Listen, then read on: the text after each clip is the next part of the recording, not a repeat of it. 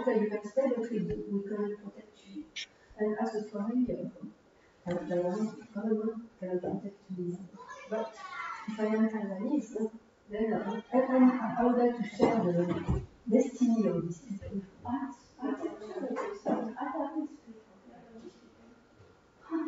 Yeah, because when I was at the story, I don't have a contribution to my art. I draw people every day in the bus.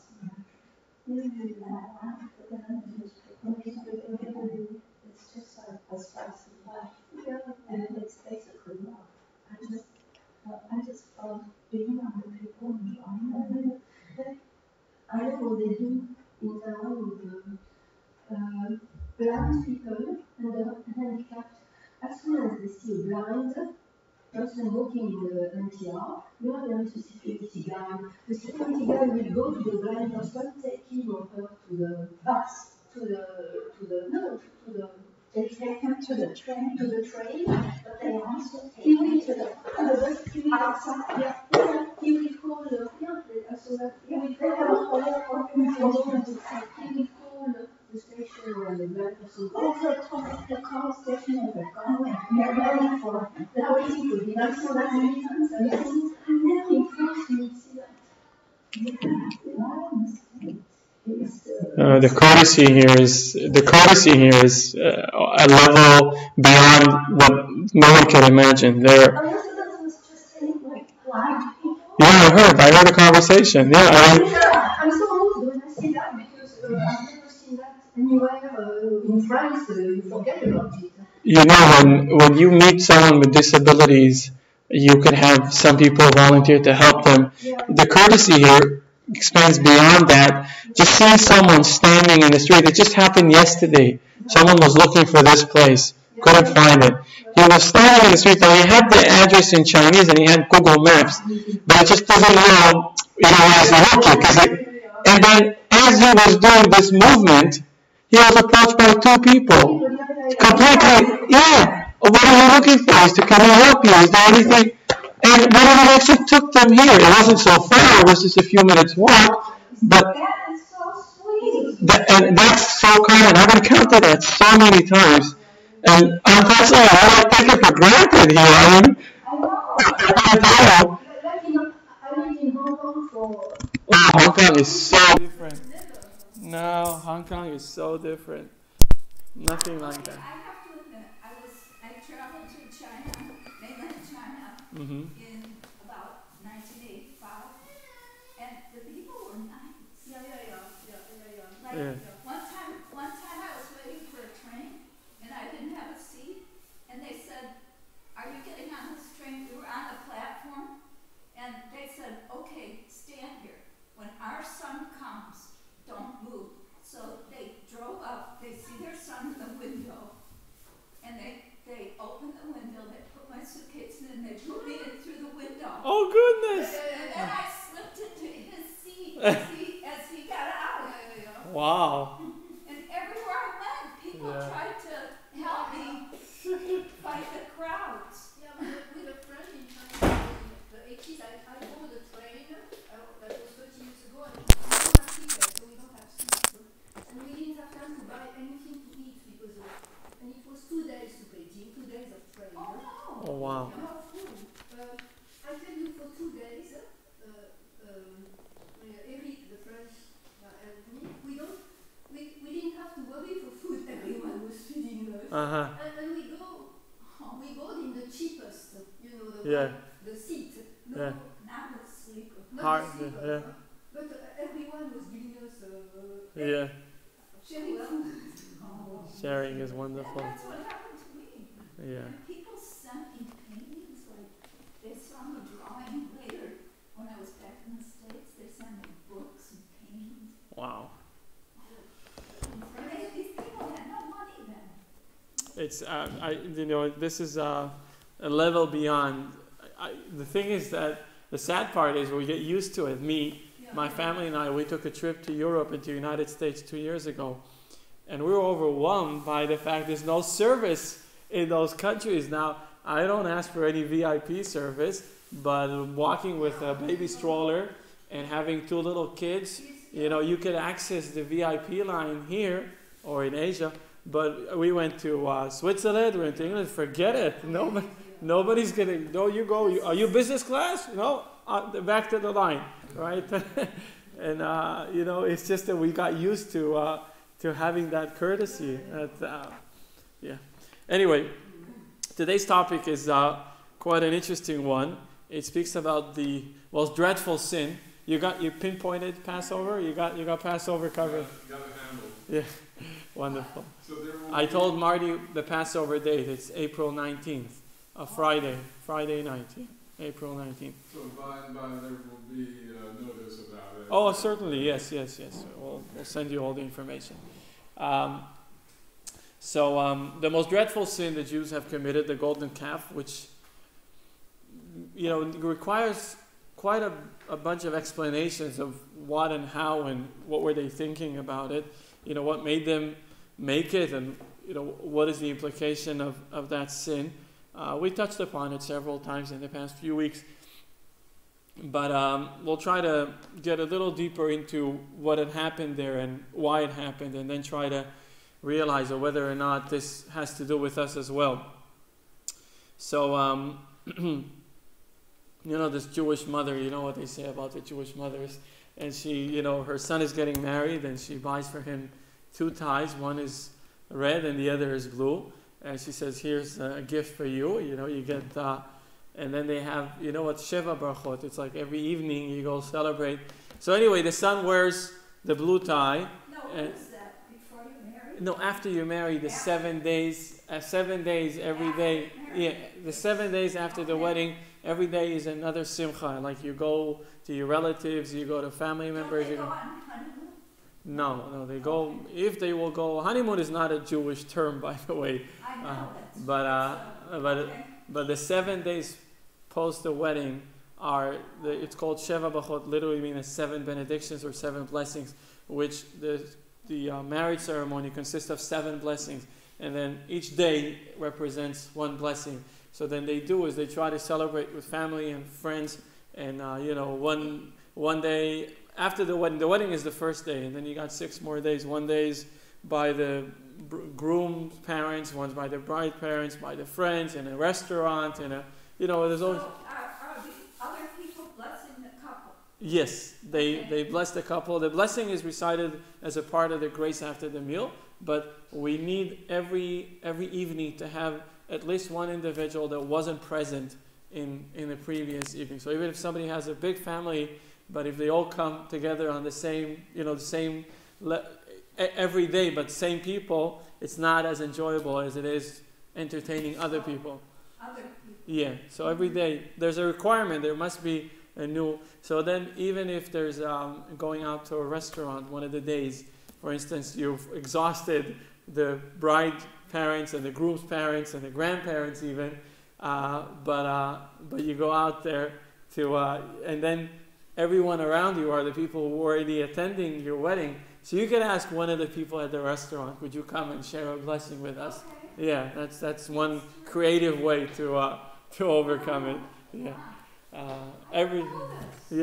Every time when we go back to Israel, my wife and I, we go to Kfar Chabad. That's the city where her parents live. It's not a city, it's a village, a Chabad village in Israel. So when we always book a seat at the restaurant, there's one big restaurant there. So there's always a simcha happening, Every now and then you get to see people gathering around the table. We say the blessings. Anyway, so she buys him 2 ties, and she gives him, the red, the blue. And of course he has to wear one, so he wears the blue tie, and she sees him the next day. Oh, you don't like the red tie, right? That's the problem, right? So the next day he wears the red tie, and she says, oh, the blue tie didn't fit you well. That's why you wanted. So he decided, he can't take it. And he goes the 3rd day, he wears the blue tie and the red tie. So she looks at him and says, your wife's giving you a hard time, huh? That's, probably the worst thing that one could do is paying negative against a positive. Somebody helps you, and in response, somebody helps a person, and in response, the person, instead of, paying them back with good, they act in a negative way towards that individual. And we find this story which we're dealing with this weekly portion, it's as I said, it's a sad story. It tells us what had happened. In the Torah, we have also the problems. We don't present a presentation that everyone were perfect. Abraham never made mistakes, and neither did Isaac or Jacob or the Jews or Moses. It's quite the opposite.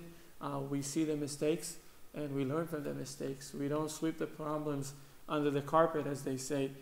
You look at some other traditions, they might present their heroes or their patriarchs or matriarchs as supernatural, all good, 100% perfect in every term, in every field.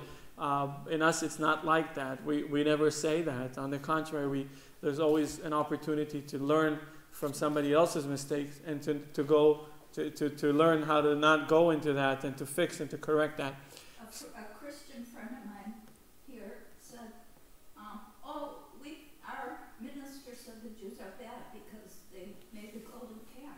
Oh, okay. And then I talked to my brother and he was saying, no, that's part of Judaism. It's our mistake. Yes, exactly. That is Yeah. our pitfalls and the things. And after today's class, you could go back to that individual and tell them what happened in the golden calf, just for them to have an understanding that it wasn't actually the Jews behind it.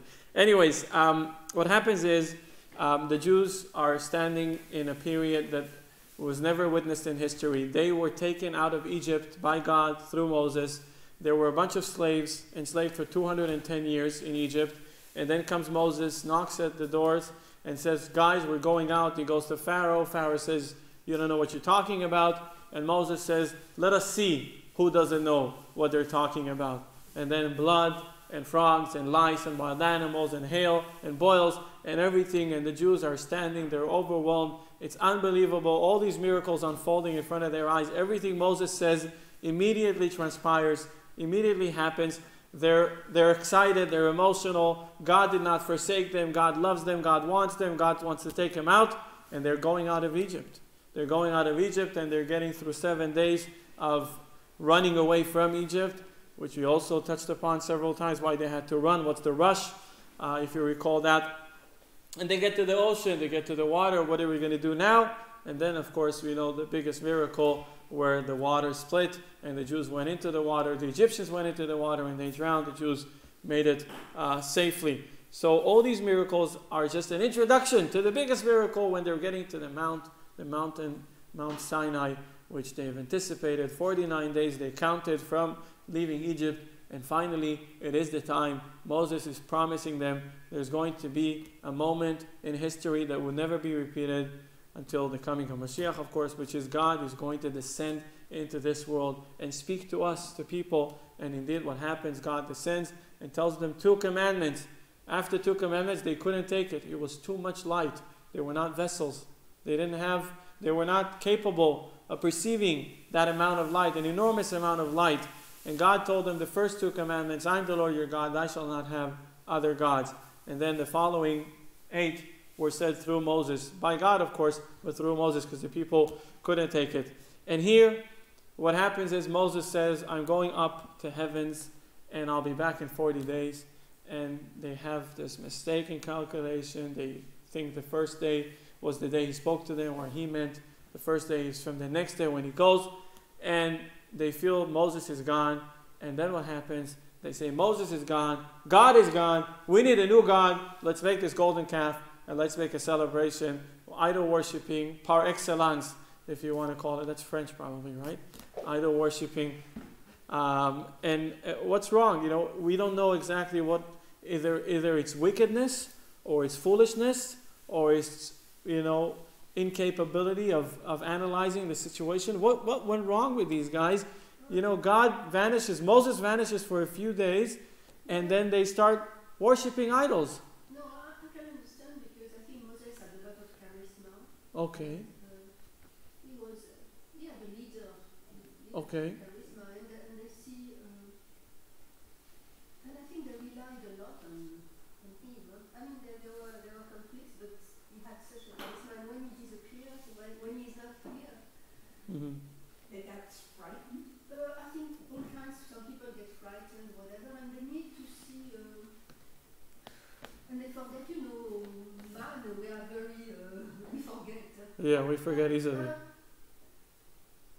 think it's very human because, like, some people inspire me, for spiritual practice. Mm-hmm. Some people inspire. Yeah, I meet some people, and I want right away. I want to do better. But I noticed that the influence works out very fast. I mean, I would need to see these people more often, because you have people who just spend a little time with them, and you can feel right away you want to do progress, you want to grow. Right. And when they are not here, and there was such a crowd, and you know how our crowds followers, so I can understand. And they want something they can see, they can touch. Yeah, tangible. idols before. There were idols in Egypt. We'll get to that. They had some practice of idols that was in their back mind, in the back of their head, that they were aware of. And all the people around the Jews at that time, the Egyptians and the Greek and the Indians, they were all worshipping animals, and especially cows and bulls. Yeah. So they just meet Aries and Taurus, we'll see soon. Yeah, exactly. Bull cow. The Egyptian, you have the beast, and the Indians, you have the sacred cow, and the Right. Jupiter, and the Greeks, you have Jupiter who can change himself in a cow.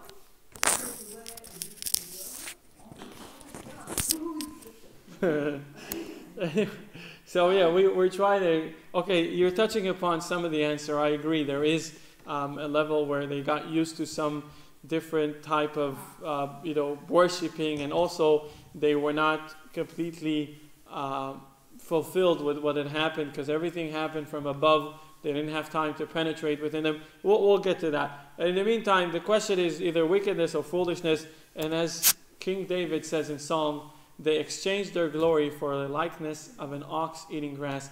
That's the biggest humiliation, you could say. Somebody says, we need a replacement. Our leader, our CEO, the head of the company, the president of the organization, the chairman of the board is gone. Let us make a cow into that doesn't make much sense altogether, right? That's even being a charismatic leader as Moses being absent, you probably want to get to number 2 or number 3 in line to get that. Why is it always disconnecting? I don't know. Anyways, let us go back to what had happened. This is the 6th of Sivan, and the 6th of Sivan is the time when the Torah was received by the Jews. God comes down and gives us the Torah, and Moses tells them, I'll be back. Moses tells them, I'll be back in 40 days. I have to go up to receive the Torah from God, and I'll be back after 40 days. Here's what Rashi says. When he had finished speaking to him, this is God, on Mount Sinai, he gave Moses the 2 tablets of the testimony, stone tablets written with the finger of God. Rashi, when he had finished, the Hebrew word is kechaloto. This word should be spelled kechaloto. Here, however, it is spelled defectively without the first vav, as if to be read kechalato, meaning like his bride. For the Torah was delivered to him, Moses, as a gift, as a bride is given to a bridegroom, because otherwise he could not have learned it at all in such a short time. That's what Tanchuma. Another explanation, just as a bride is adorned with 24 ornaments, which means the ones listed in the book of Ishaya, so too must a Torah scholar be adorned with the 24 books of the scripture, which is the 24 books of the Tanakh.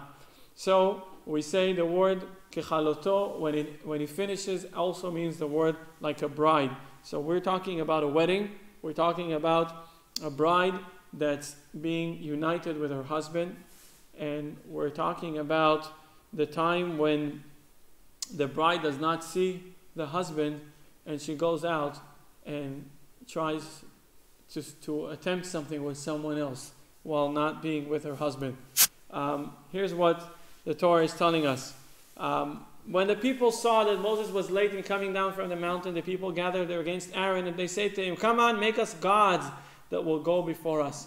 Because this man Moses, who brought us up from the land of Egypt, we don't know what has become of him." Right? They told Aaron, did anyone ever come back from there? Moses is not here in this world. Did anyone ever come back?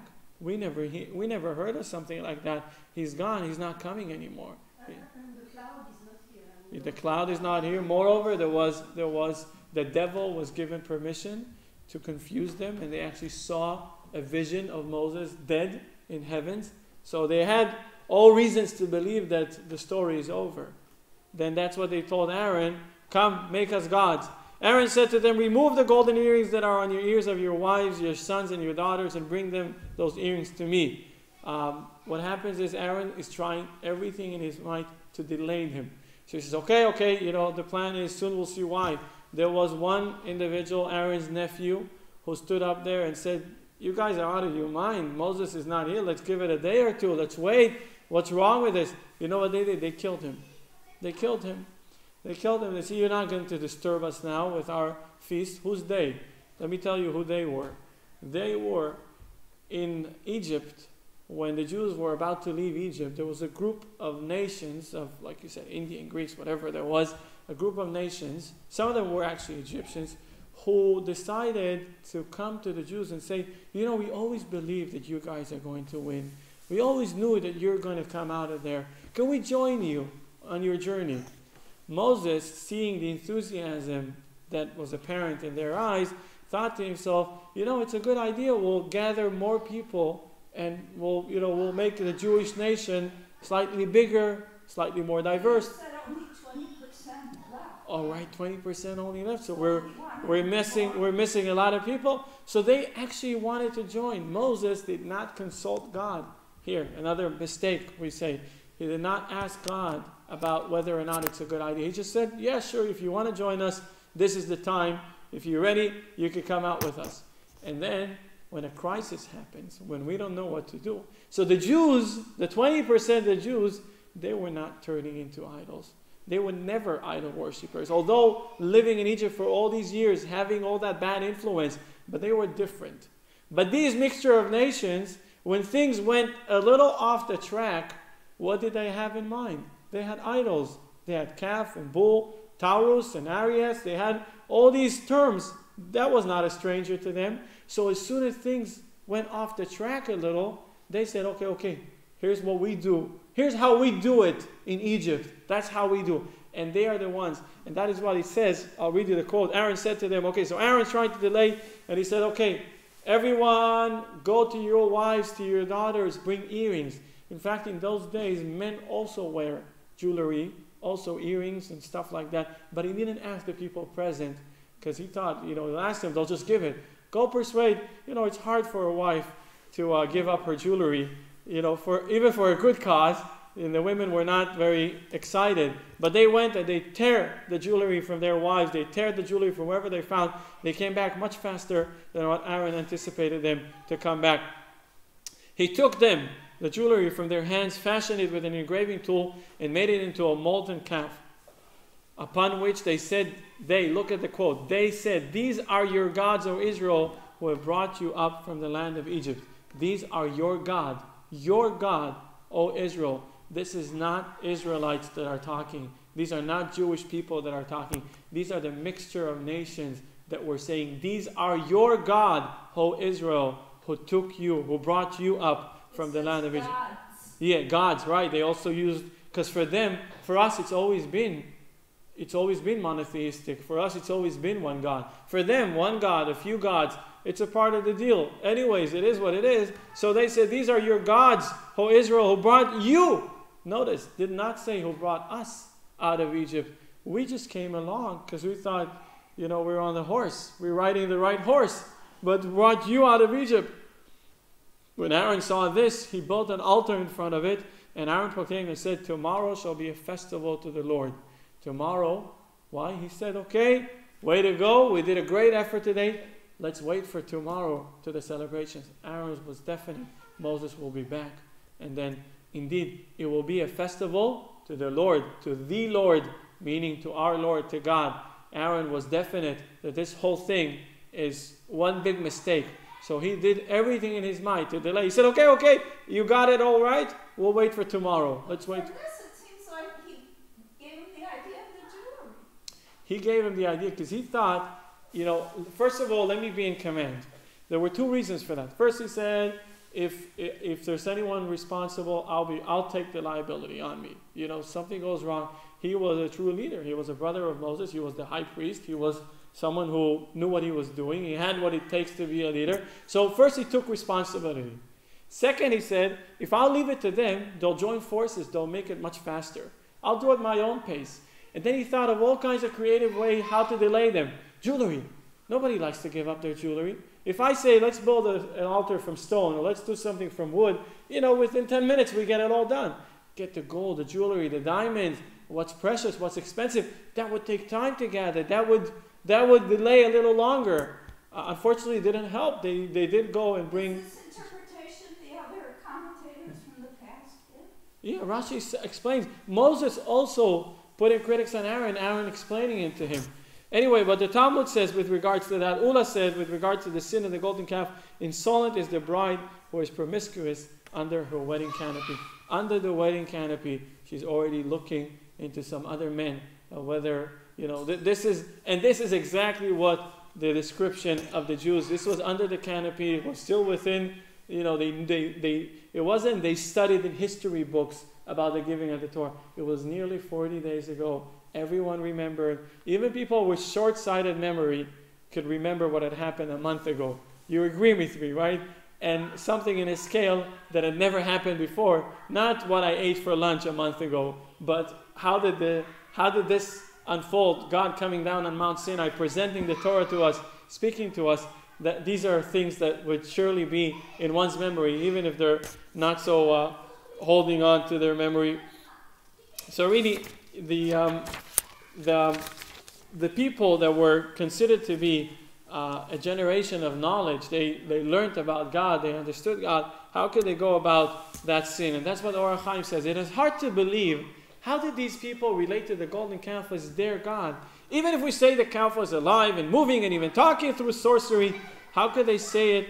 The calf that took him out of Egypt.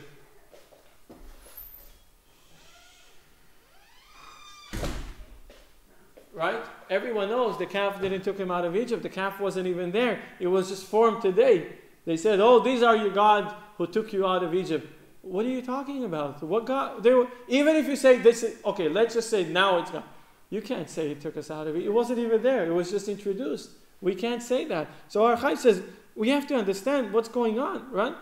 And of course, in addition to this question, we have several other questions. First, what happened to Aaron? So we've just started to explain. It wasn't like he's cooperating with them. He pretended to be cooperating. He saw the first one to protest against them was just dead. So it wasn't like he said, okay, they'll kill him. He didn't mind being killed. Of course, he wouldn't mind, but I'm saying he would sacrifice his own. But he thought, being alive, I could actually be more productive in finding creative way to delay. And the second question, why calf? Why calf? If you don't find, you're looking for someone, try to find a leader, And the third thing, who's gone? Is Moses gone or God's gone? We said Moses wasn't here. Moses was away. Why are you looking for a replacement of a God? You need a God or you need a leader? You said Moses isn't here. Because Moses was the leader, and he was the one who brings. Because the Jews every few days, they're fed up and they want more. They say, that hadn't changed. That by the way, that hadn't changed. The Jews, it's very hard to keep us satisfactory. You don't know. We always have demands and requirements. We argue, we debate. I think it's human because this is a human being. Yeah. I could see some Chinese or Taiwanese comply much easier than Jews. It's just the way it is. As much as it's human. And when the schoolmaster is not here, the pupils, the children, Yeah. As soon as he goes out from Yeah, the door, yeah. they were very... Right. So it's human. Mm-hmm. It's human and... Right. I think it's... But why the calf? Why can't we'll get to it right now. Okay, so where we want to get the feeling of what had happened there, they were very eager to worship idols. And for us in 2019, it seems weird and strange. You wake up in the morning, you don't think to yourself, am I going to worship an idol? What idol would I worship? These terms don't really appear in our day-to-day conversation. One would say, there is an inclination to take something that's not mine, or to do something a little in a way that's convoluted to avoid the law or to avoid penalty. These are things that we're inclined to do, and we have to resist those inclinations, and we need to stand firm and not to fall into those pits. But idol worshiping, what's going on? So our sages actually explain that in fact the inclination for idol worshiping was killed. And here's an explanation that appears in the Talmud. Oh, first before that, I'm sorry. This was a story with Rav Ashi. He taught his students and he said to them, here, Rav Ashi, and one day Rav Ashi ended his lecture just before reaching the matter of the three kings. He said to his students, tomorrow we will begin the lecture with our colleagues, the three kings, who although they were sinners, they were Torah scholars like us. Menashe, the king of Judea. Okay. So he said, as he ended the class, he said, tomorrow we'll speak about our friends, the kings of Israel, who actually went completely off the way and were worshipping idols. So that's what he said, and he went home. While he was sleeping, Menashe, the king of Judea, came and appeared to him in his dream. Menashe said to him angrily, you called us your colleague and the colleagues of your father? How dare you say that? How dare you characterize yourself as our equal? Rav Ashi said to him, well, since you're so wise, what is the reason you engage in idol worship? Menashe said to him, had you been there at that time, you would have taken and lifted the hem of your cloak and run after me due to the fierce desire to engage in idol worship and due to the fact that it was a common faith. Menashe said, you think having a desire for a nice ice cream is a thing that in this world? I could tell you, you know nothing. If you were in my generation, you would run to worship idols. You would kill to do it. You don't understand because you're in a different generation. And here's how the Talmud say, why are we in a different generation? That's what Takti Yoma. The Gemara recounts the event described in the verses. The verse states, and they cried with a loud voice to the Lord their God. That's a quote from Nehemiah. What was said? Rav said, and some say it was Rabbi Yochanan who said, woe, it is this, meaning the evil inclination of idol worship. They destroyed the temple and burned its sanctuary and murdered all the righteous ones and caused the Jewish people to be exiled from their land. Everything is because of idol worshiping. And it still dances among us. It still affects us. Didn't you give it to us solely for the purpose of our receiving reward for overcoming it? So God said, yeah, I know it's the cause of all troubles. But you know how it is when you have a challenge, you want to overcome the challenge. If you don't have any challenge, your life are very boring, right? You want something to overcome. So they said, okay, you gave us to overcome it. We do not want it, and we do not want its reward. We don't want it. We don't want to overcome it. We are prepared to forego the potential reward for overcoming the evil inclination as long as it departs from us. In response to the indication of divine acceptance, they observed a fast for 3 days and 3 nights. Those were the sages. And he, God, delivered the evil inclination to them. A form of a fiery lion cub came forth from the chamber of Holy of Holies. Zechariah the prophet said to the Jewish people, this is the evil inclination for idol worship, as it states in the verse that refers to the event, and he said, this is the evil one. The use of the word this indicates the evil inclination was perceived in a physical form. So here's what happens. The sages say to God, we are fed up. We can't take it any longer. Everybody's running to worship idols. We just can't take it. We know you did it in a way that there will be equal choice, so people will choose God over the idols and get rewarded for that. It's not working. We don't want this. So the prophet, and after their fasting, God actually brings down, so to speak, in a metaphorical way, the evil inclination of idol worshipping, and they kill him.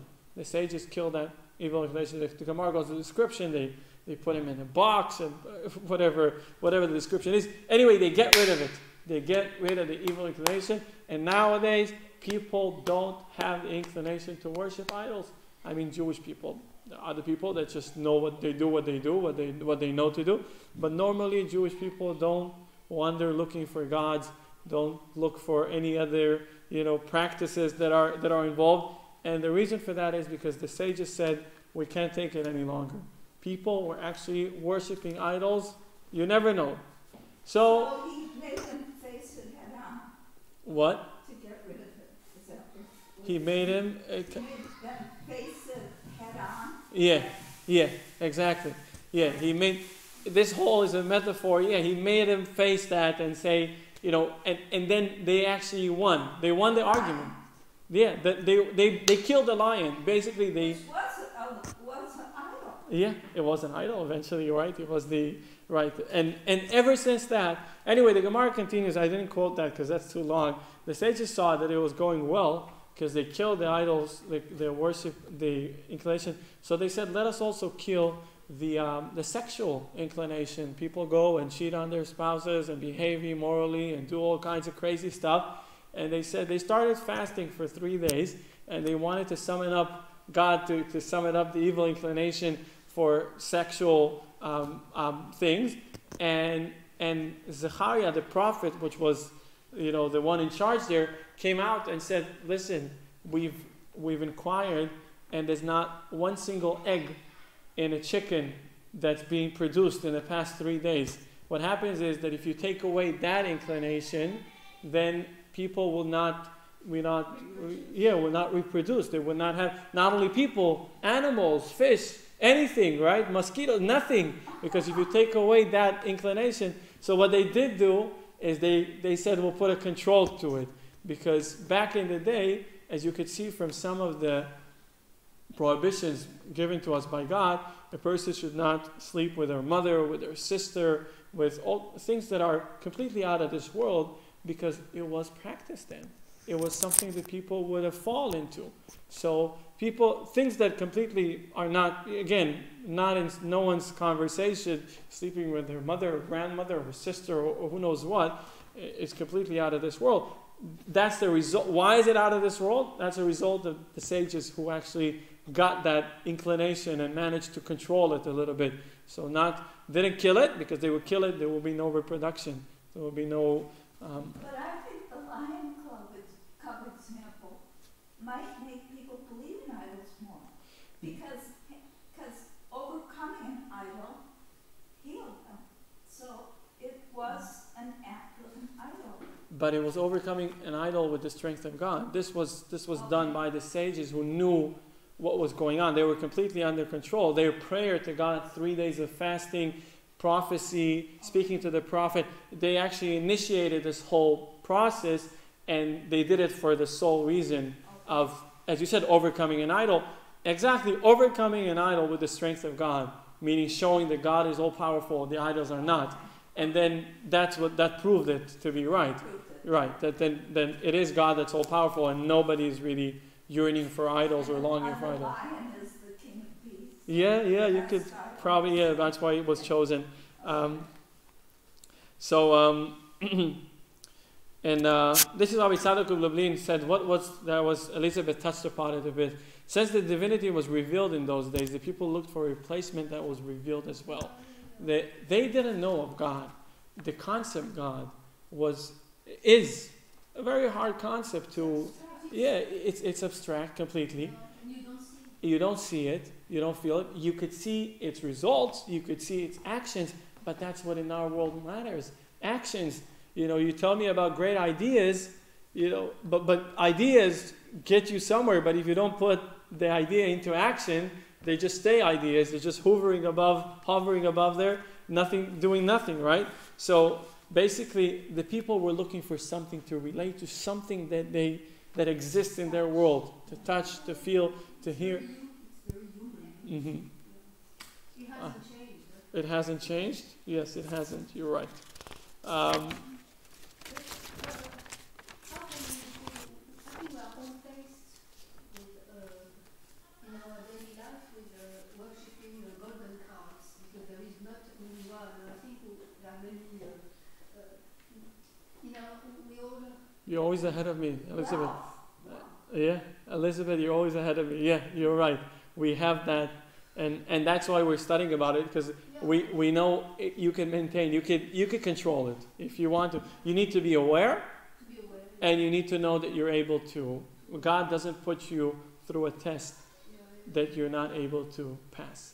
That's the assumption we have. The initial one, first, to be aware that this is a test, and second, to know that God doesn't give you my test. He doesn't give me your test. Everyone has their challenges. Everyone has their life. Everyone has their capabilities. And if God had put me through a test, that's a sign I'm capable. Will I always win? Not necessarily. Am I capable of winning? Yes. Is it stronger than me? No. So it's, as you said, okay, we'll get to that, how it all relates to us.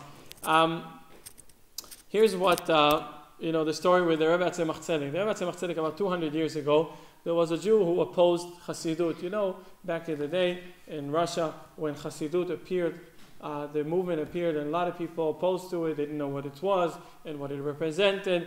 And, like everything that's new, first you say no to, you don't know whether it's going to work. So a lot of people stayed like that in that generation. In our generation, there's barely people who oppose Hasidut. Now, after 200 years, everyone could see that Hasidut only brought more love of God, more love of people, more dancing. Joyous. And the power of simple people. And it's not always the knowledge of Torah that counts. It's not always the learning that counts.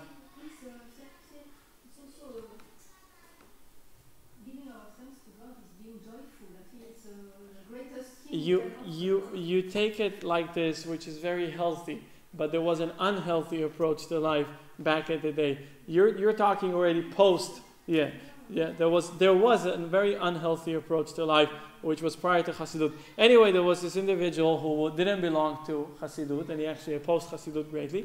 And he had a daughter who unfortunately couldn't walk. And his wife was closer to Hasidut, and she told him, why don't you go to the Rebbe at Tzemach Tzedek and ask for a blessing? Me blessing the Rebbe? What are you, nuts? We don't work like that. We pray to God. We don't know what you're talking about. We learn Torah. That's what we do. I'm not going. Anyway, she tried a day and a week and a year, and she tried. Eventually, he said, okay, I'll go. Just let me go. I'll go there. And he prepares a sum of money, and he walks into the Rebbe Tzemach Tzedek's room with the girl on a wheelchair, and he says, okay, here's money. I want a blessing. I have no much time. I just, I'm here because my wife forced me to be here. Here's money. I know you need to give. So the Rebbe Tzemach Tzedek looked at him, and he said, I don't need your money. You came here to give me money? And while he said that, it was a bunch of coins, and he actually dropped it to the floor. And as he dropped it to the floor, the girl who was on a wheelchair stood up and started collecting the coins. Right? This is in the office, in the audience room of the Rebbe Tzemach Tzedek, right? And he says, he throws the money to the floor, and the girl, seeing money, naturally forget that she's handicapped, she's disabled, gets up at the chair, bends down, collects the coins. So this guy looks at the girl and says, he said, oh, come, let's go away quickly before he says he did it. Before he says he did it. He says, let's go, let's leave before he's, obviously, her father said, let's go quickly before the Rebbe will say that he performed that miracle. Right? So what happened is what Elizabeth said earlier, people don't change by seeing miracles. People don't become different because they see something unfolding in front of their eyes. Yes, they could think about it. Yes, they could take that idea and elaborate, rethink, digest, contemplate, realize, but just seeing a miracle doesn't change you. And that's what the son of the Rambam says, right? He said, take a nation from, God said, I'm going to take a nation from a nation. Now in Hebrew, we say these words, goy mikerev goy. Goy, the word goy is nation, but it's also Gentile, right? We use the same word. Lakachat lo goy mikerev goy. God said, I'm going to take a Gentile out of a nation of Gentiles. Meaning, these people are not overqualified. These people are not. So, of course, God loved us, and that's why He took us out of Egypt, and He chose us and everything. But they were simple people, and they could have be called Gentiles of a Jewish origin, because they were this was a family, right? They were the children of Israel, the children of Jacob, 12 children. We had children and grandchildren, great-grandchildren. Each birth in Egypt consists of 6 babies. That's how they multiplied in enormous numbers. Otherwise, they would be just completely annihilated. But they multiplied in enormous numbers. It was a miracle. And this is what the son of the Rambam said. Rabbi Avraham, son of the Rambam. It is tradition from my father that the Israelites were heavily influenced by the Egyptian culture and science of astrology. They believed the Exodus was happening during the period of Ox, Taurus, hence the golden calf. And this is what the Torah said, the 12 astrological sign areas, Taurus, Egypt is under Aries. And we know that from when the Jews were commanded to offer the Paschal lamb, as this was Egypt's idol. Now these mixture of nations, remember we mentioned them, who went out of Egypt with the Jews, told them that Taurus comes after Aries and is stronger than him. So, of course, here comes the answer of the calf. Why did they do a calf? They said, okay, the Egyptians, they were in this. We're moving one step ahead. We're going to get something higher than that. So this world was not foreign to them. This world was the world that they knew. God and the miracles were the newcomers, so to speak. So obviously it takes a while to change. And that's why the process, eventually they had to stay in the desert for 40 years. Now we know it was a punishment for their refusal to go to Israel, but it was also a process. It was a process, taking all that light that was bestowed upon them from God and digesting it and becoming a nation, becoming the Jewish people with mitzvot, with commandments, with customs, with culture, with everything that's around it. It doesn't go like that. You go take them out of Egypt, they were slaves. Next thing you know, they're free, and now they're a new nation. It takes time. Processes take time. People take time to digest, take time to educate themselves, to think about things. Somebody goes out and says, 1, 2, 3, I got, you can't get anything. That's, by the way, how magicians work. They do everything quick. You don't have time to think. They're already by the next trick. If you start thinking, oh wait, maybe it was in his sleeve, maybe it was behind, maybe in the stage, right? They go quick, and then after a good trick, they'll always do another trick. Because you get distracted. Wow. You get distracted. You don't digest. You don't get it. You're just, okay, it's nice, it's beautiful. Did you change? Nuh-uh. Did you internalize? Not yet. It would take time. So this process is being stopped in the middle with Moses not showing. And these people, the mixture of nations, returning directly to where they came from. Mind you, this was inherent in their culture. They were a mixture of nations. For them, the signs, the Taurus, the Aries, these were not foreign rules. And the Jews also knew that. They would not necessarily proactively go out and do that golden calf. Yes, the mixture of nations were to blame. These are your God, O Israel, who took you out of Egypt. Yeah, these are simple, explicit words that are written in the Torah. Clearly, these are not the Jews that are talking. But were they carried away? Yes, they got carried away. They got carried away after the mixture of nations because these clues, these terms were not foreign to them. So, of course, this perception gives us an understanding about education. A lot of people, deal with education, teachers or principals or even parents, but education is not for all ages. We educate ourselves. And, sometimes we have good days and sometimes we have less good days. There's a progress. And sometimes we look at someone and we think, this guy's hopeless. It's completely beyond, but that's not right. They're in the midst of a process. Here's an interesting analogy the Rebbe gives from a letter he sent to someone. He says like this: if a person is walking in the street and meets someone leaving a medical specialist office and the person is using crutches, the passerby could think that the specialist is not good. After all, this person visited him and paid him a lot of money and he's obeying all the doctor's instruction and he still needs crutches. But if someone would explain to the passerby that before the patient was in the doctor's care, he couldn't move his feet altogether and was completely paralyzed, then he would realize that the doctor had reduced the paralysis, strengthened the patient, and enabled him to use his feet and even to walk. As time goes on, things improve for the patient and it's getting easier. Even though he still needs crutches, there may come a time, if he follows the doctor's advice, that he will get rid of the crutches and be completely healed. And what is the analogy? The same is true for people. The Rebbe says from the time they are born, they all have different qualities. Some have more good and some more bad. Through education by good teachers and above all, through self-improvement, provided it is done correctly, these bad traits over time become weaker and less effective. Since a person has to grow his entire life, it is no wonder that we can meet a person in the middle of the personal growth and development work, his self-training, and still find some of his negative qualities. This is not necessarily because he isn't following the instruction of the specialist in his training, rather that by every measure he has weakened and reduced his negative qualities compared to how he was earlier on. That critic is most often heard when religious people do something wrong. And then people will write to the Rebbe, I see this guy, he has this white beard and he evades taxes. You know, he steals from the government. He doesn't pay. He does all kinds of monkey business with his money. He does all kinds. How could you do that? Be an obeying, Torah-obeying Jew and being someone who's got all that things right. And the Rebbe says, you've seen them. They're in a process. You know, it could have been much worse prior to that. They're working on it. Now, that's not an excuse for someone to go out and do bad things. But looking at a third party, thinking, you know what? They're in a process.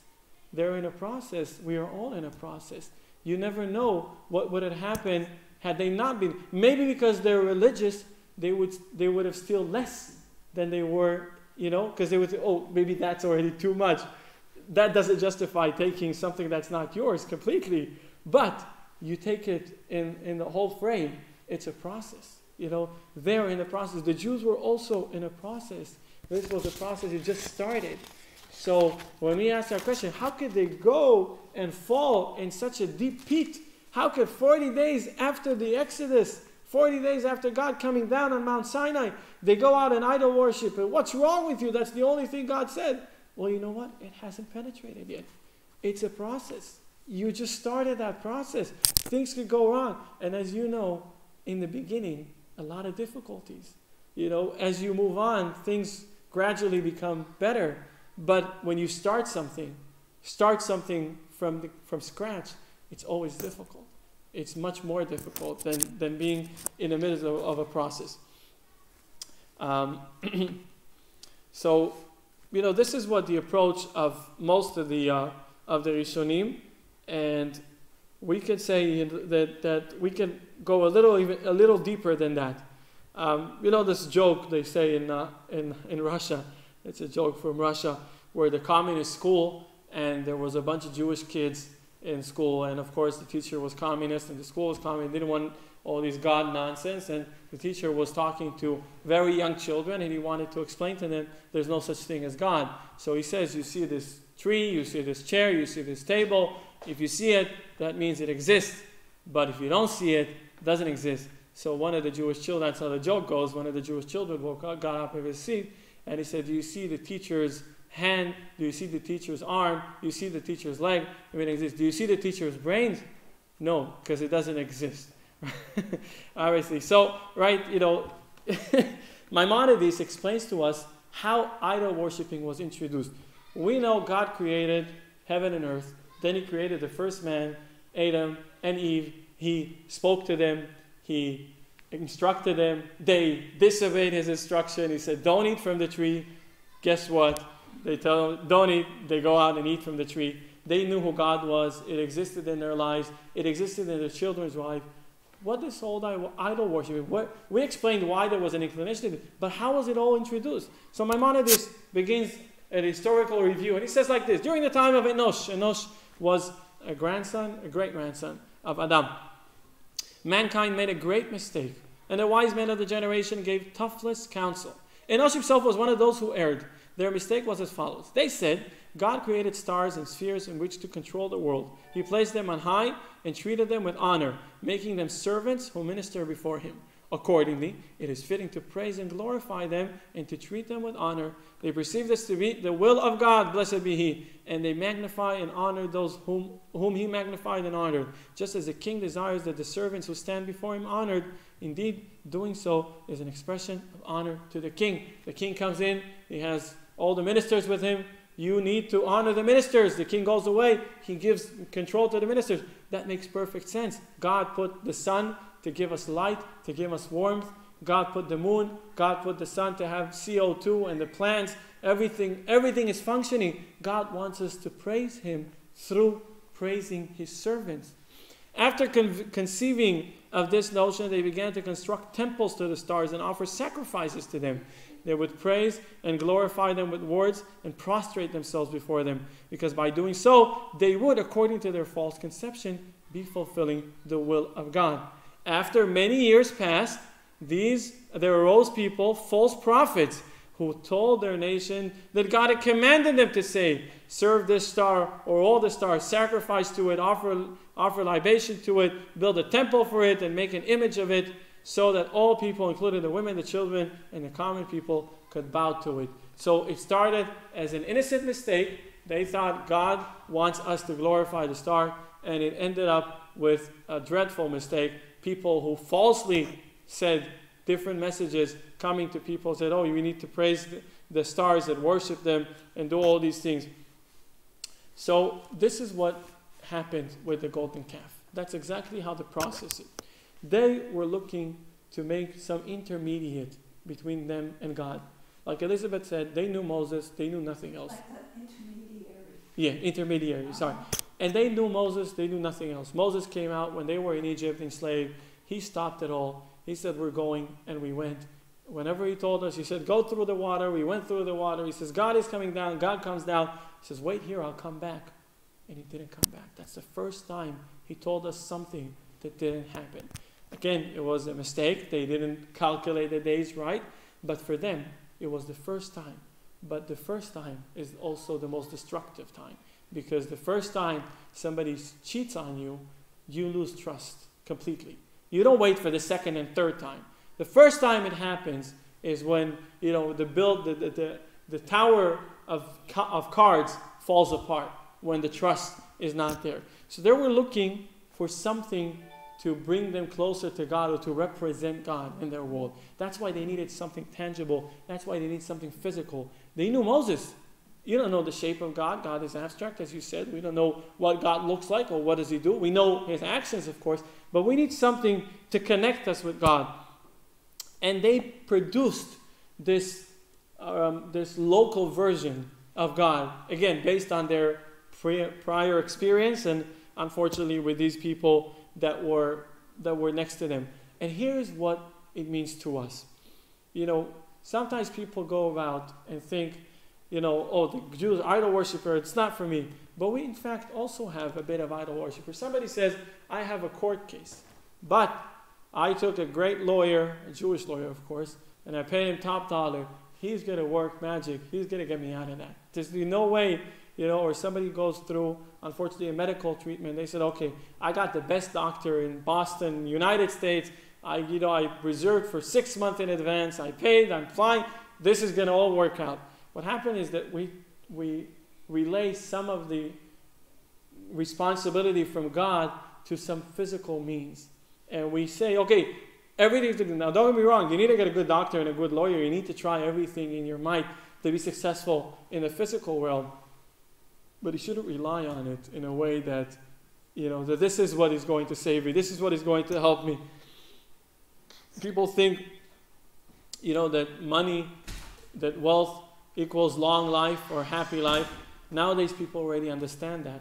You know, 100, 200, 300 years ago, people thought, oh, if only I'll be rich. Rich people, they get treated for their disease, and they're happy, and they can live wherever they want. They can swim in the swimming pool. Yeah, but then the Industrial Revolution brought upon pollution and diseases, and, you know, plastic. People use plastic, and it ruins the planet, and all that other stuff that's going, you know, all the byproduct of everything that happens.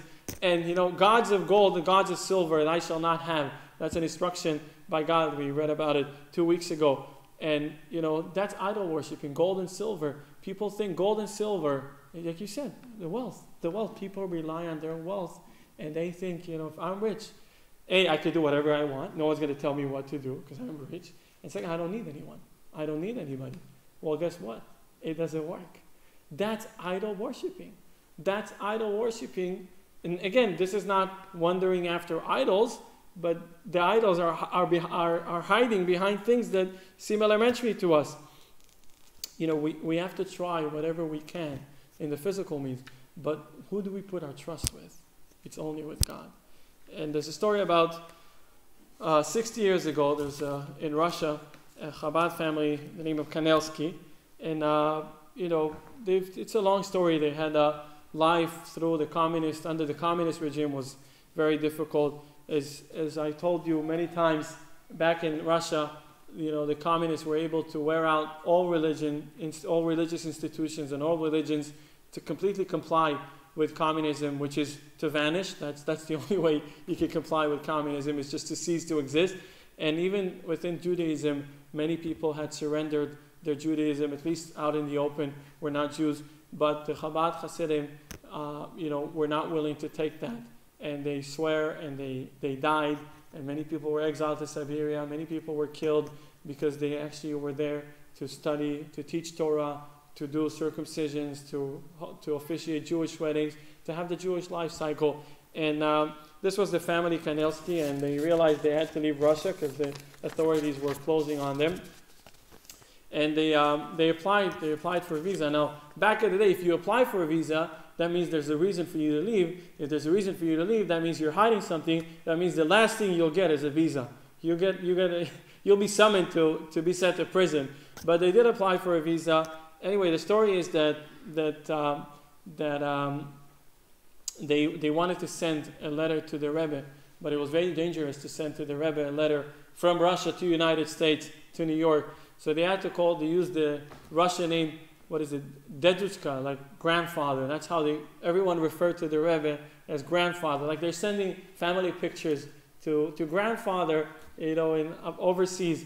So they sent it, but they couldn't send any message on it. They just sent a picture, and it found its way to the Rebbe, and the Rebbe put it in his drawer.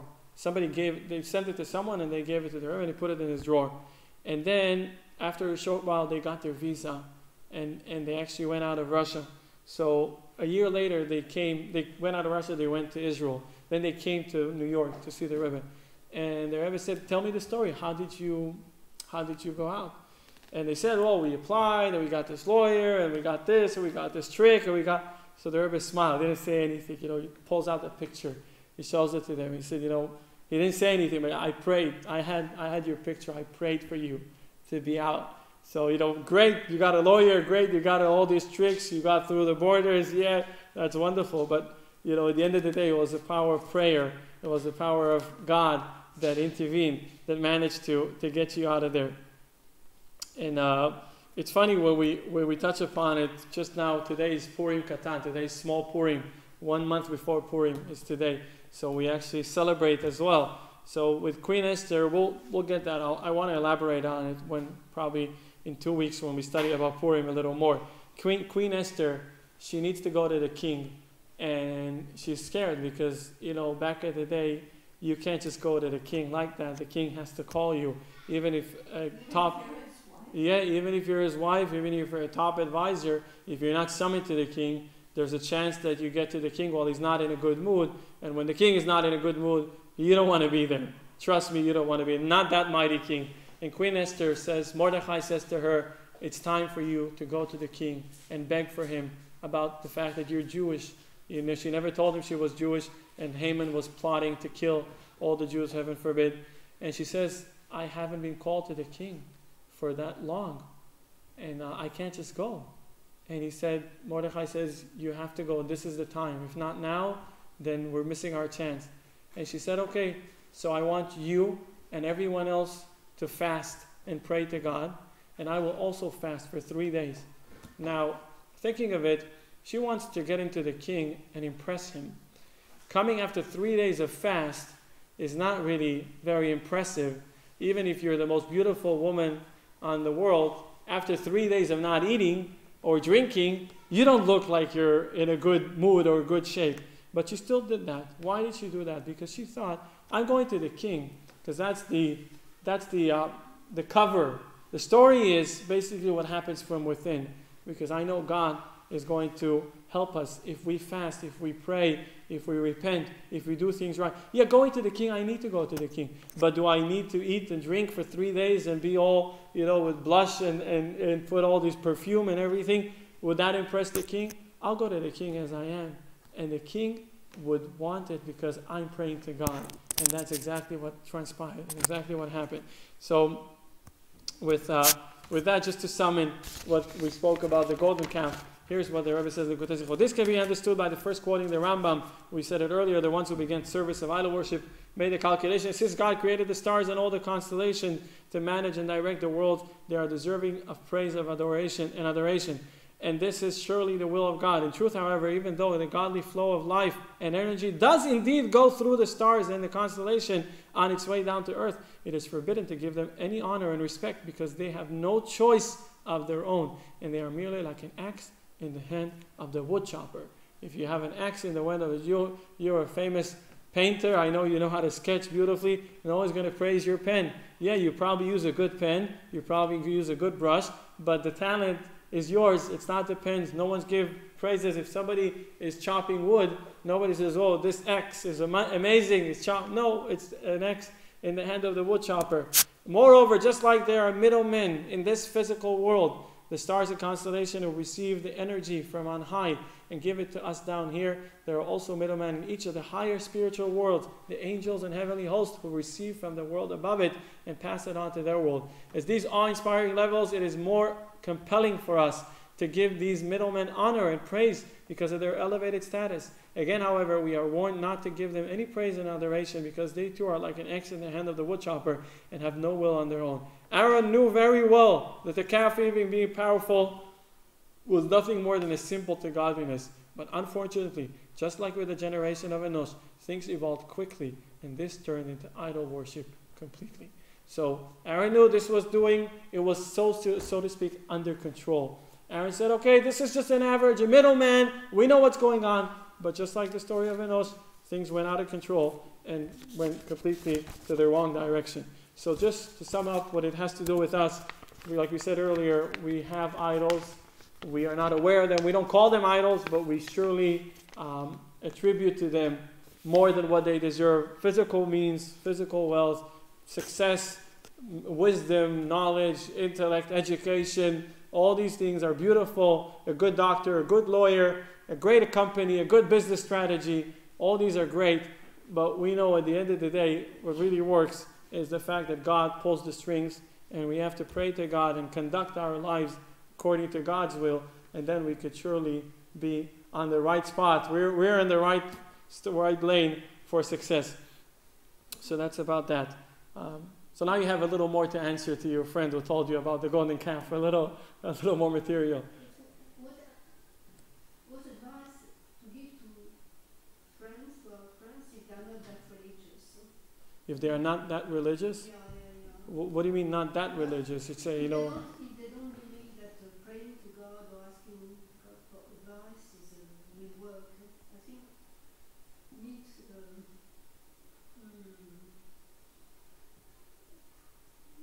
to give them some, because not all Jews are religious. I know not all Jews are religious, but all Jews are believers. And those who say they're not believers, just because they don't know they're believers. All Jews are believers. It has to do, it's inherently, it's a part of our DNA. It's a part of who we are.